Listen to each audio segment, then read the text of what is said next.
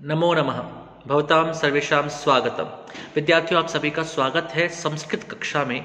और आज हम आपसे चर्चा करने जा रहे हैं स्वप्न वासव दत्तम, जिसे कि महाकवि भास के द्वारा लिखा गया था, उसके पंचम अंक के बारे में।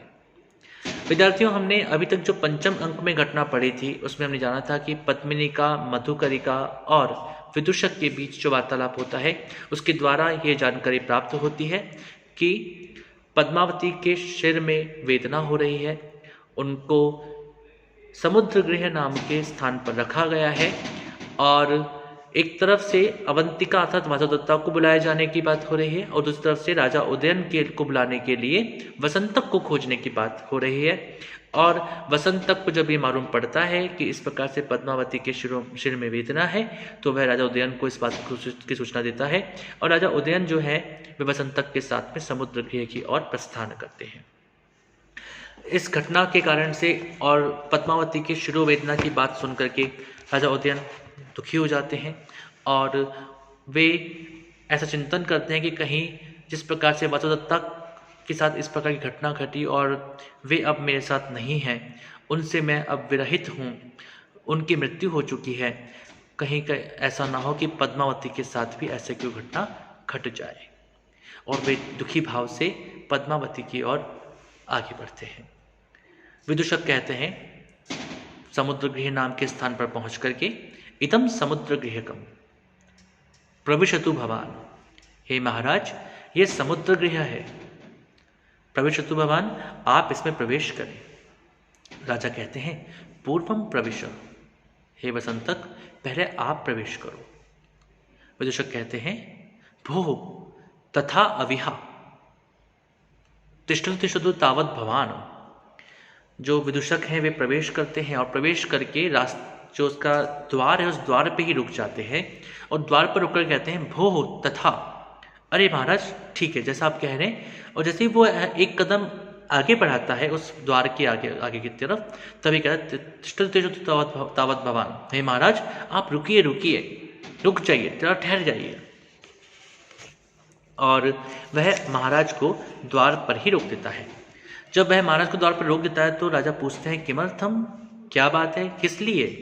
तो विदूषक कहते हैं एषः खलु दीप प्रभाव सूचित रूपो वसुधा तले परिवर्तमानोयम काकोदरः। विदूषक को दरवाजे से उस समुद्र गृह के अंदर की ओर एक सांप सी कोई हिलती वस्तु दिखाई देती है। वह कहता है कि दीपक के उजाले में, दीप प्रभाव सूचित रूपो, दीपक के उजाले में स्पष्ट दिखाई पड़ने वाला यह जमीन पर परिवर्तमान रेंगता हुआ काकोदरः सर्प है। उसे कुछ रेंगता हुआ सा, कुछ हिलता हुआ सा जमीन पर दिखाई देता है। और क्योंकि वहां पर दीपक जल रहे हैं और दीपक की रोशनी बहुत अधिक नहीं है तो उसे वहां पर कुछ रेंगती हुई चीज दिखाई देती है और रेंगती हुई जो चीज़ दिखाई देती है उसे वह सांप समझता है और कहता है कि यहाँ पर ज़मीन पर तो एक सांप रेंग रहा है, सांप चल रहा है। राजा कहते हैं प्रविश्य अवलोक्य सस्मितम च। वह राजा वसंतक की बात को थोड़ा सा अनसुना करते हुए थोड़ा सा प्रवेश करते हैं कि देखो मैं भी देखता हूँ कि क्या है। तो थोड़ा सा प्रवेश करके अवलोक्य उसको ध्यान से देख करके सस्मितम और मुस्कुराते हुए कहते हैं अहो सर्प व्यक्तिर्वेदयस्य, देखो यह मूर्ख इसको सांप समझ रहा है। और उन्होंने किस प्रकार से यह अंदाजा लगाया कि यह सांप है या नहीं है उसके बारे में वे कहते हैं एक श्लोक के माध्यम से ही। श्लोक कुछ इस प्रकार से है, इसमें भी वसंत तिलक का छंद ही है।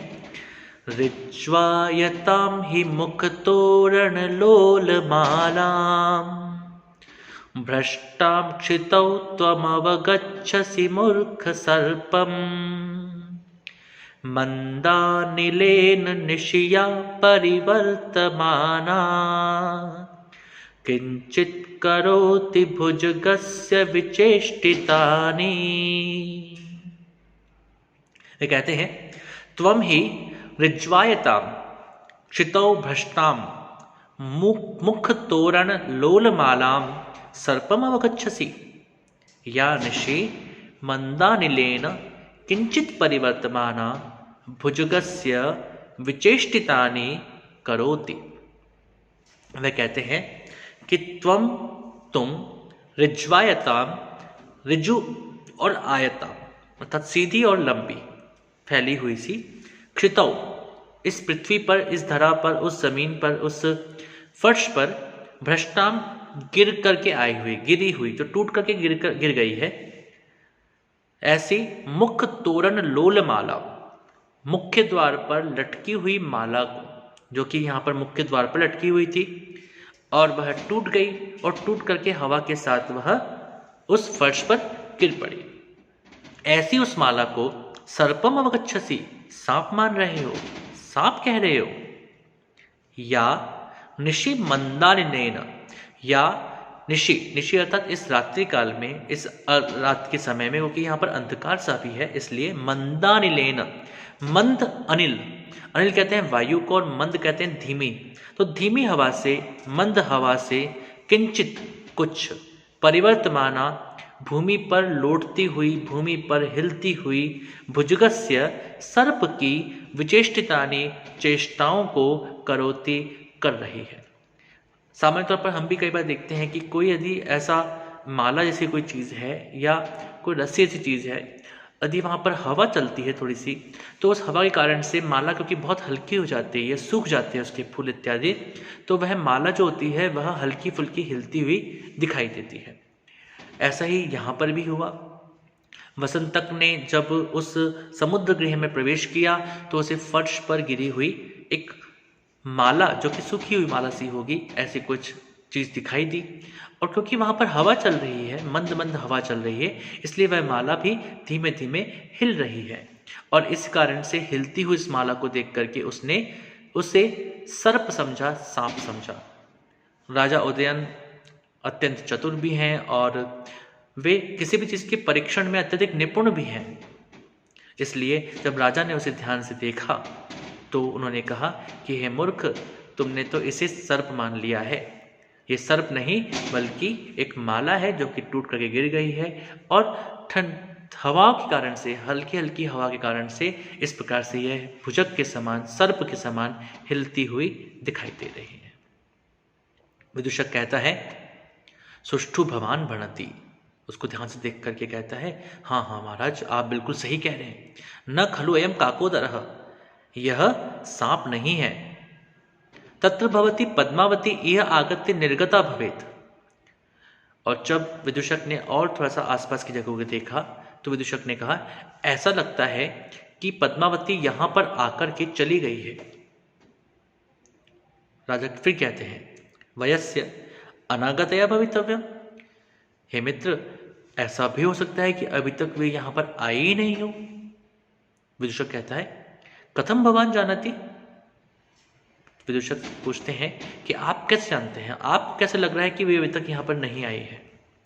राजा कहते हैं किमत्र जेयम, इसमें जानने की बात क्या है, देखो पश्य, इस स्थान को देखो, आगे अगर तुम इस स्थान को ध्यान से देखोगे तो तुम्हें स्पष्ट मालूम पड़ जाएगा कि अभी तक यहाँ पर कोई आया ही नहीं है। और एक श्लोक के माध्यम से वे वहाँ की संपूर्ण स्थिति को स्पष्ट करने का प्रयास करते हैं। इस श्लोक में शार्दुल विक्रीडित छंद है और इस छंद के माध्यम से वे कहते हैं शय्या नावनता तथा स्थित समा, न व्याकुल प्रच्छदा, न क्लिष्टम हि शिरोपधान ममलम, शीर्षाभिघात औषधे, रोगे दृष्टि विलोभनम जनयितुम, शोभा न काचित् कृता, प्राणी प्राप्य रुजा पुनर्न शयनम, शीघ्रम स्वयं मुंचति। वे कहते हैं कि शय्या न अवनता, आस्थित समा, यहाँ का जो शैया है, यहाँ का जो बिस्तर है, वह बिस्तर आस्थित समा बिल्कुल अच्छी तरह से बिछाया हुआ है, उसमें किसी प्रकार की कोई सलवटें नहीं है, न अवनता और न ही यह ऊंचा या नीचा है, न व्याकुल प्रच्छदा, इसकी जो चादर है वह चादर भी बिल्कुल अच्छी प्रकार से बिछाई हुई है, सिकुड़ी हुई नहीं है, न क्लिष्टम ही शिरोपधानम अमलम शीर्षाभिघातौषधे। क्योंकि उनके सिर में पीड़ा थी, इसलिए उनके सर पर निश्चित रूप से कोई ना कोई औषधि लगाई गई होगी। और यदि उनके सर पर औषधि लगाई गई होती तो यहाँ का जो तकिया है, इस तकिए पर भी औषधि का कोई ना कोई निशान होता, लेकिन ऐसा भी नहीं है। रोगे दृष्टि विलोभनम जनयितुम शोभा न काचित कृता। जब कोई बीमार होता है तो बीमार की दृष्टि को वहाँ से, बीमारी से मोड़ने के लिए या उनका दर्द कम हो सके, इसके लिए कुछ ना कुछ विशेष वहाँ पर चीज़ों को लगा दिया जाता है, कुछ ना कुछ विशेष प्रकार की शोभा वहाँ पर की जाती है। लेकिन ऐसा भी अभी तक यहाँ पर नहीं किया गया है। रुचा प्राणी शयनम प्राप्य पुनः शीघ्रम स्वयं न मुंचति। और जहाँ पर पद्मावती की रोग के बारे में जानकारी मिली है, यदि पद्मावती इतनी जल्दी रोग से मुक्त हो गई होती, ऐसा भी संभव नहीं है। अर्थात कोई व्यक्ति रोगी होकर के इतनी जल्दी मुक्त भी हो जाए, इतनी जल्दी उनकी बीमारी ठीक भी हो जाए, ऐसा नहीं होता है। क्योंकि अभी भी तो हमको सूचना मिली है और सूचना मिलते ही हम यहाँ पर आ चुके हैं, तो इसलिए निश्चित रूप से पद्मावती अभी तक यहाँ पर नहीं आई है, इस बात को कहते हैं। तो यहाँ पर हमने देखा कि पंचम अंक के तीसरे और चौथे श्लोक के साथ जो घटनाक्रम आया, उस घटनाक्रम में बसंतक और उदयन पहुँच चुके हैं समुद्र गृह में, और उदयन ने स्पष्ट रूप से बता दिया है कि अभी तक यहाँ पर पद्मावती नहीं आई है। अब इसके अगले घटनाक्रम को हम अगले वीडियो में आपके साथ साझा करेंगे। तब तक के लिए नमो नमः, शुभम भवतु, पुनर्मिलामः।